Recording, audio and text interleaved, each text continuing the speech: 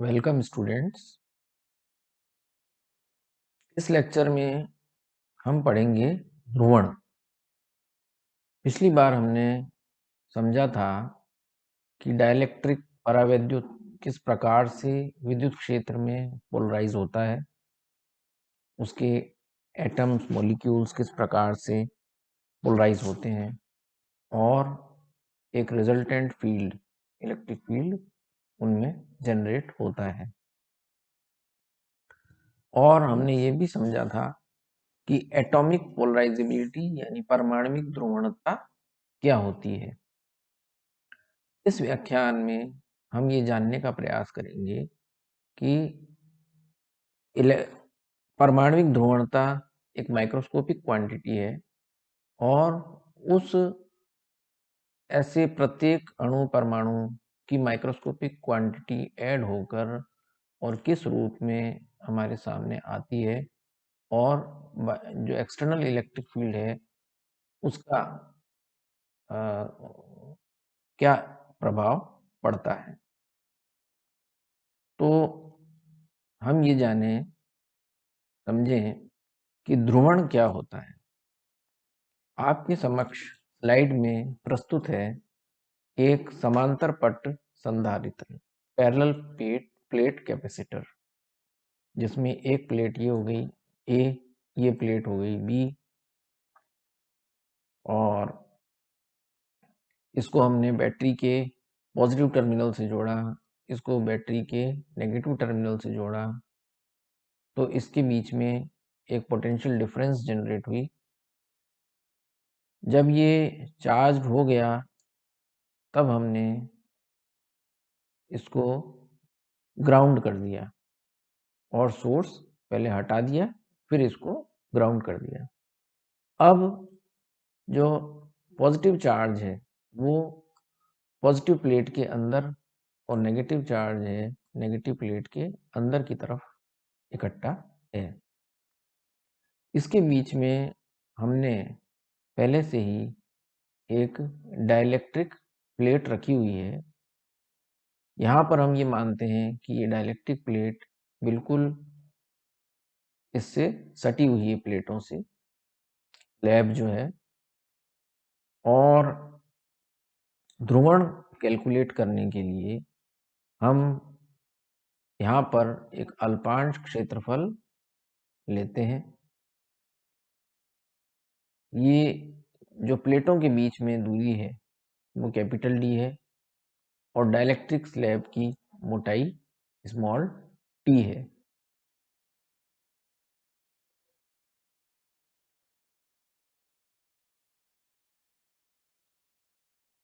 अब यदि परावैद्युत पट्टिका में अणु ध्रुवीय है, जैसा कि पिछली बार हमने समझा था कि जैसे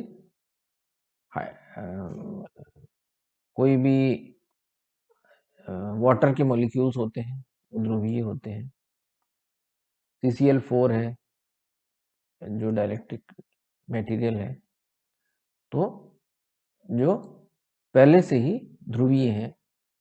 और यदि अध्रुवीय है, जैसे कार्बन डाइऑक्साइड है, हाइड्रोजन है या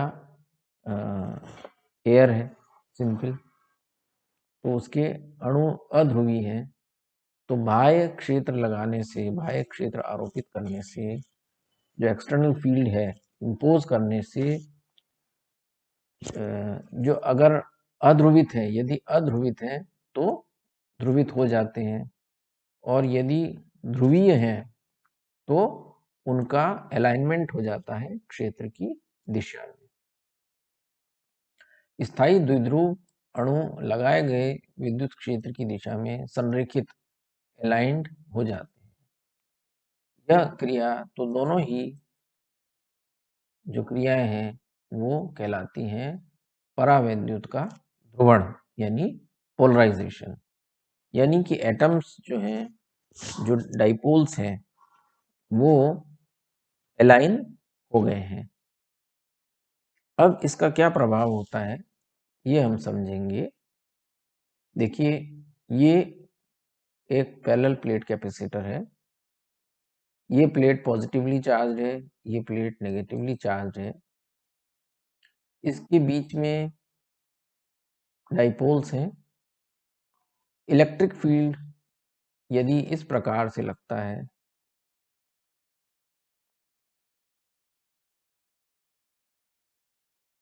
तो जाहिर है कि जो पॉजिटिव चार्ज है डाइपोल का वो इस डायरेक्शन में होगा और जो नेगेटिव चार्ज है डाइपोल का वो इस डायरेक्शन में होगा। यानी कि जो डाइपोल के कारण क्षेत्र है वो इस प्रकार से हो जाता है। यानी बाह्य क्षेत्र एक्सटर्नल फील्ड के विपरीत दिशा में हो जाता है, एक पोलराइजेशन फील्ड। अब क्या होता है कि ये मान लीजिए कि कोई भी चेन है, इस पर विचार करें तो इसमें ये positive negative positive negative positive negative ये सिरे डाइपोल के जो सन्निकट डाइपोल हैं उनके पास में आ जाते हैं, निकट आ जाते हैं, पड़ोसी हो जाते हैं।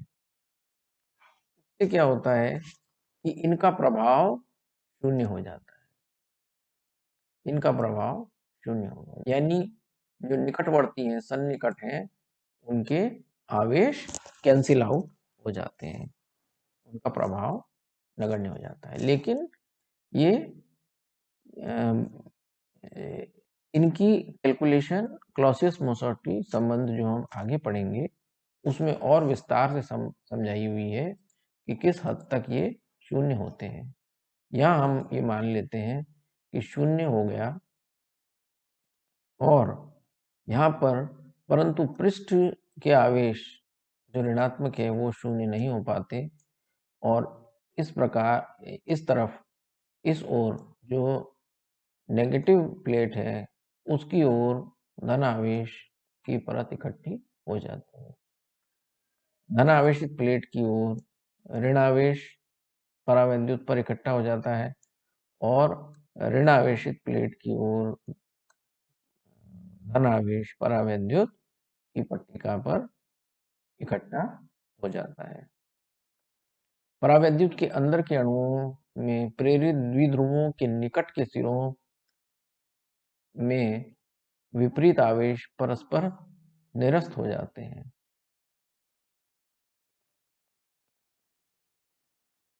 प्लेटों के सिरों पर पृष्ठों पर द्विध्रुवों के आवेश निरस्त नहीं हो पाते।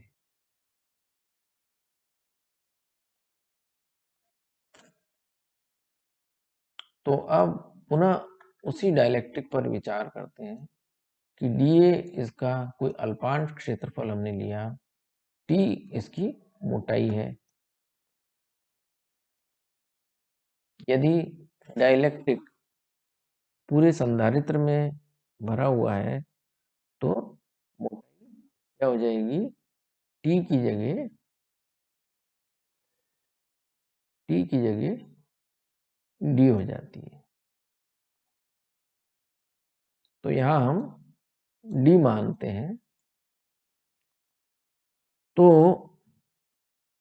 परावैद्युत में इस अल्पांश में पट्टिका के किसी अनुप्रस्थ काट पर जो आवेश है वो कितना हो गया, dq is equals to sigma p into D, जहाँ dA क्षेत्रफल में पट्टिका के सिरों पर आवेश यानी कि charge density, polarization charge density ये हो जाती है dq बाय dA।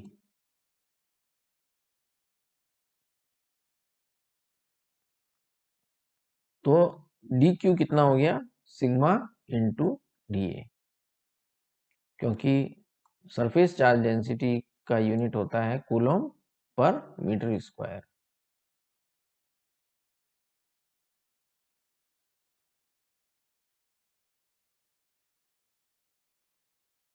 तो अब ये समझें कि डाइलेक्ट्रिक में यहाँ पर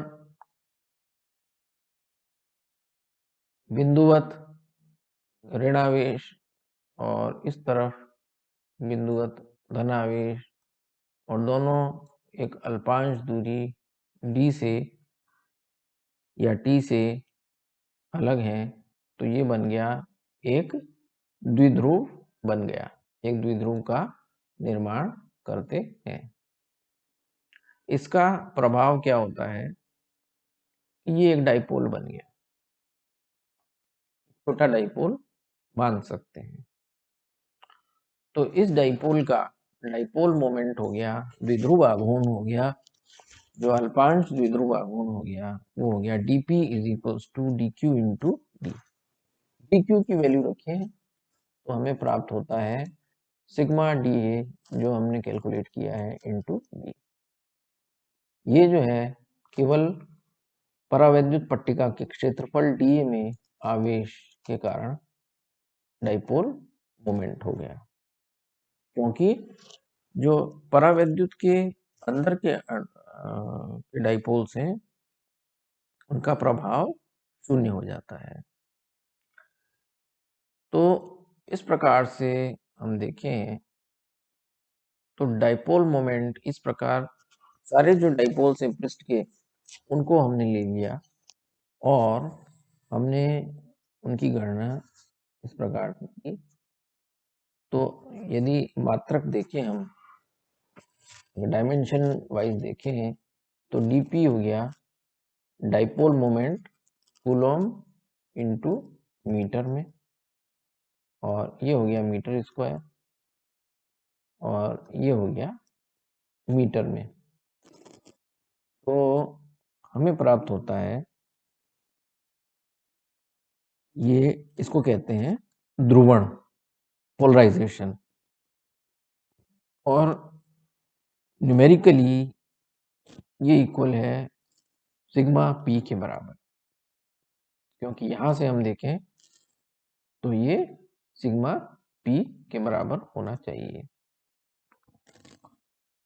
तो p is equal to sigma p, और यदि यहां देखें हम तो ये है dipole moment per unit volume. तो इसका मतलब ये हो गया कि जो ध्रुव परावैद्युत डाइलेक्ट्रिक ध्रुवित हुआ उसमें जो चार्ज है वो केवल उसकी सरफेस पर है। चार्ज सरफेस पर होने के कारण जो पोलराइजेशन है उसका प्रभाव भी, यूं तो अंदर पोलराइज्ड है, लेकिन जो मॉलिक्यूल्स हैं, जो डाइपोल्स हैं, उनके निकटवर्ती डाइपोल्स के कारण अंदर प्रभाव शून्य हो जाता है, और सरफेस पे जो चार्ज है उसके कारण ही ध्रुवण बाकी रह जाता है। तो टोटल डाइपोल मोमेंट हो जाता है dp बाय वॉल्यूम, यानी ध्रुवण हो गया dipole moment per unit volume. तो परिभाषा इस प्रकार से बनती है कि परावैद्युत के प्रति एकांक आयतन में प्रेरित द्विध्रुव आघूर्ण को ध्रुवण या पोलराइजेशन कहते हैं। तो P हो गया total dipole moment, total induced dipole moment per unit volume. परावैद्युत पट्टिका में बाह्य विद्युत क्षेत्र के कारण प्रेरित द्विध्रुव, प्रेरित ध्रुवण P आंशिक रूप से पट्टिका के पृष्ठों पर प्रेरित पृष्ठ आवेश घनत्व सिग्मा P के बराबर।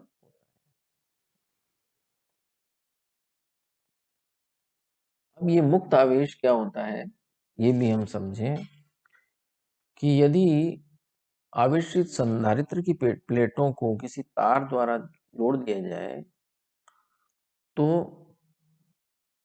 धन आवेशित प्लेट पर पॉजिटिव चार्ज सिग्मा फ्री अंदर की तरफ इकट्ठा हो जाता है, और माइनस सिग्मा फ्री बराबर का ऋण आवेश की प्लेट के ऊपर इकट्ठा हो जाता है, और यह आवेश स्वतंत्र होने के कारण तार में से प्रवाहित होकर नष्ट हो जाते हैं। तो ऐसे आवेश जो होते हैं उनकी चार्ज डेंसिटी होती है कूलॉम पर मीटर स्क्वायर। ऐसे आवेश को कहते हैं सिग्मा फ्री यानी मुक्त आवेश। क्यों?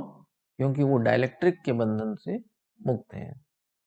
और बाउंड चार्ज जिसे कहते हैं सिग्मा पी बद्ध आवेश होता है कि जो कि परावैद्युत पट्टिका के अंदर तो शून्य होता है परंतु परावैद्युत की सतह पर यह शून्य नहीं हो पाता है। तो यह हो गया प्रेरित आवेश। अब इन दोनों ही आवेशों के कारण क्षेत्र होता है।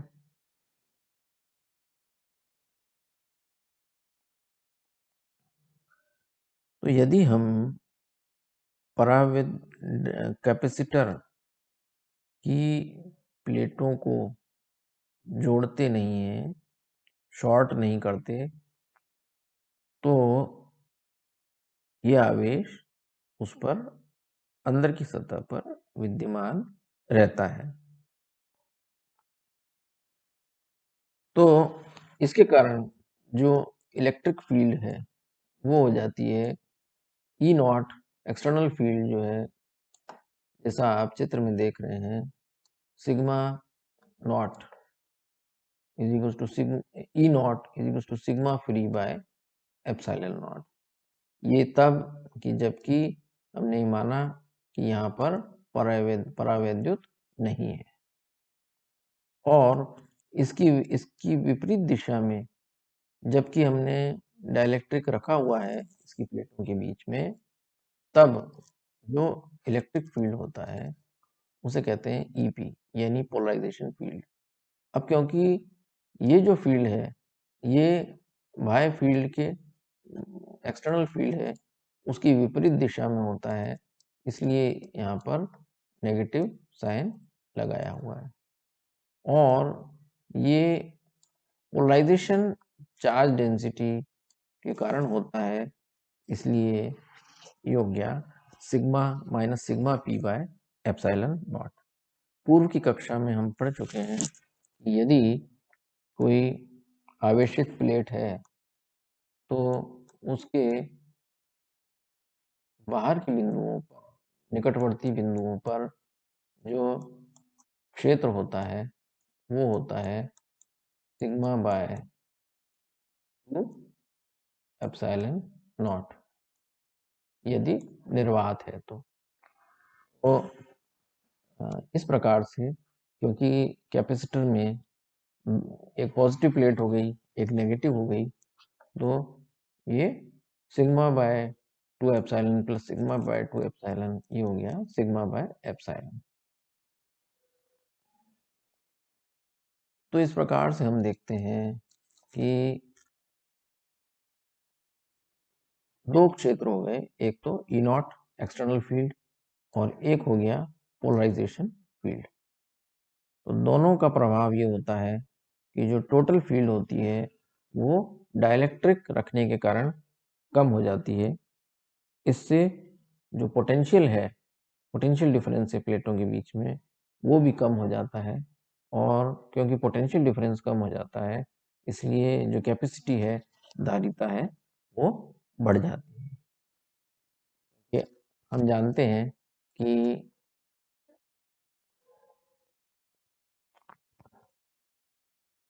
Q is equals to C into V।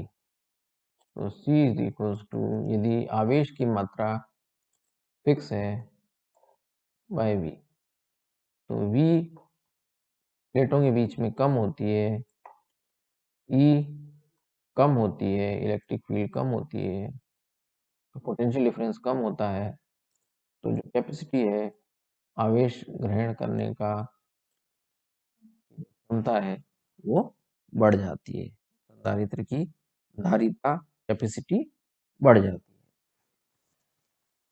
तो ये हम ध्यान रखेंगे कि E P is equals to minus sigma P by epsilon naught is equals to minus P by epsilon naught. क्यों?